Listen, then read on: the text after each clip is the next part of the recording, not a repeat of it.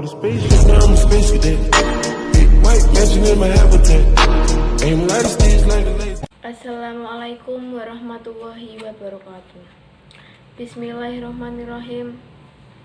Alhamdulillahirabbil alamin wa bihi nasta'in ala umuri dunya waddin wassalatu wassalamu asrofil mursalin wa ala alihi wa sahbihi ajmain amma ba'd.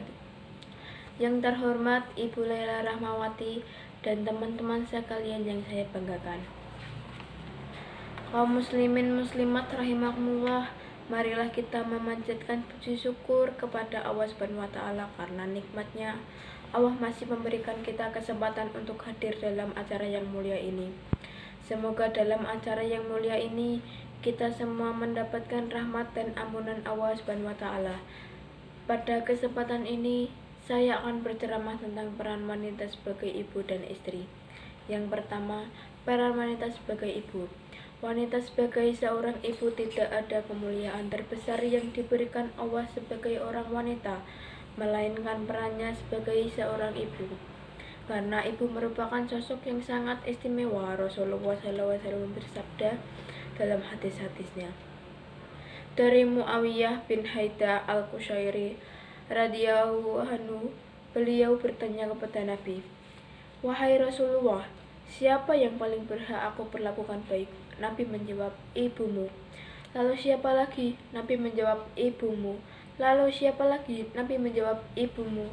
"Lalu siapa lagi?" Nabi menjawab, "Ayahmu." Lalu yang lebih dekat setelahnya dan setelahnya. Hadis riwayat Al-Bukhari dalam Al-Adabul Mufrad, sanadnya hasan. Di dalam rumah, siapakah yang mempunyai banyak waktu untuk anak-anak? Siapakah yang lebih mempunyai pengaruh terhadap anak-anak?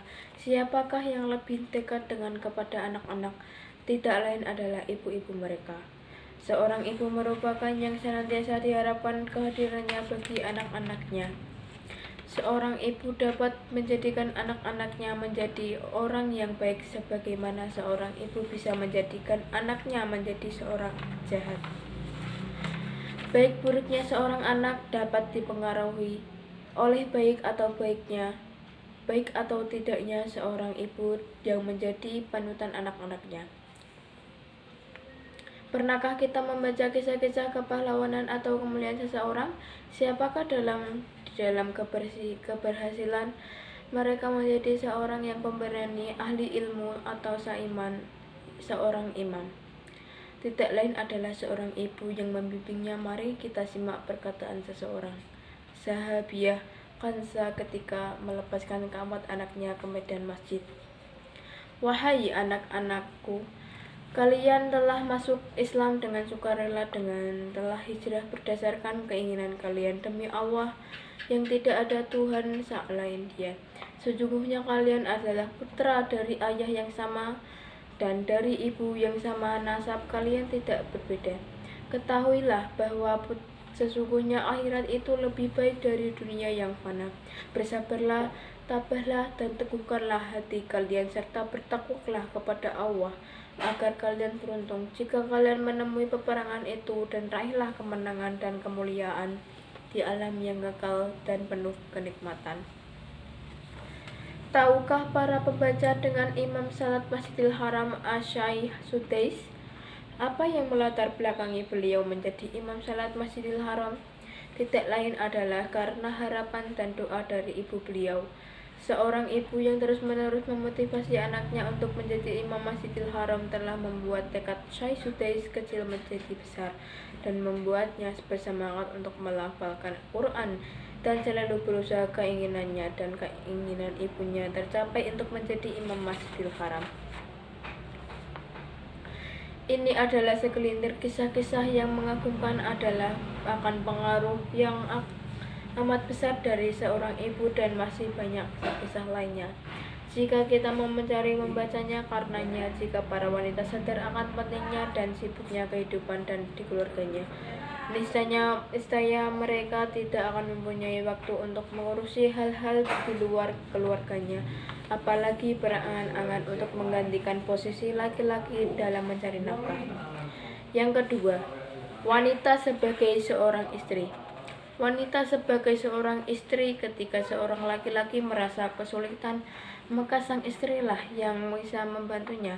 Ketika seorang laki-laki mengalami kegundahan, sang istrilah yang dapat bisa menenangkannya. Ketika sang laki-laki mengalami keterpurukan, sang istrilah yang dapat menyemangatinya. Sungguh tidak ada yang mempunyai pengaruh terbesar bagi seorang suami melainkan sang istri dan dicintainya. Inilah peran yang harus dilakukan sebagai seorang wanita. Sebagai seorang pemimpin bukanlah hal yang perlu dilakukan wanita, akan tetapi pendamping seorang pemimpin rumah tangga atau lainnya, yang dapat membantu mengarahkan dan menenangkan adalah hal yang sangat mulia jika di dalamnya berisi ketaatan kepada Allah Ta'ala.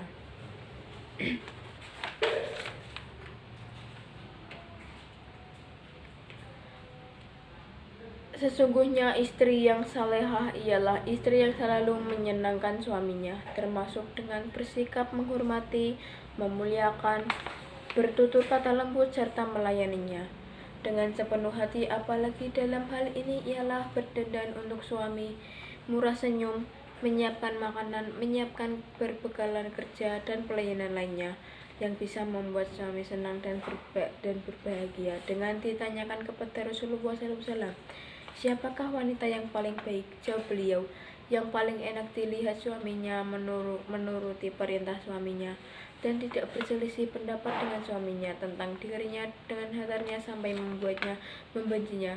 Hadis riwayat Hasai dan Ahmad. Ada pula pandangan dari Syekh Muhammad bin Shalih Al-Utsaimin rahimahumullah. Seorang istri dia bertanggung jawab tentang urusan rumah tangga suaminya dan akan ditanya di akhirat. Tentang hal tersebut, wajib bagi istri di rumah untuk mengatur dengan baik masalah masakan, masalah tersedianya kopi, tersedianya teh, urusan perawatan dengan tidur. Hendaknya dia jangan masak di luar kebiasaan, jangan menyediakan teh melebihi kebutuhan. Wajib baginya untuk berkhidmat, karena khidmat itu setengah dari kecukupan, juga tanpa kurang dari kebutuhan yang semestinya. Demikian beberapa hal yang dapat saya sampaikan. Semoga apa yang saya sampaikan tadi bermanfaat, memberi bagi kita semua dan kebaikan bagi kita semua. Tentunya kesempurnaan hanya milik Allah semata. Karena itu saya memohon maaf atas ucapan dan tindakan yang tidak mengenakan bagi para hadirin. Sekian, terima kasih. Wabillahi wa taufiq wal hidayah. Wassalamualaikum warahmatullahi wabarakatuh.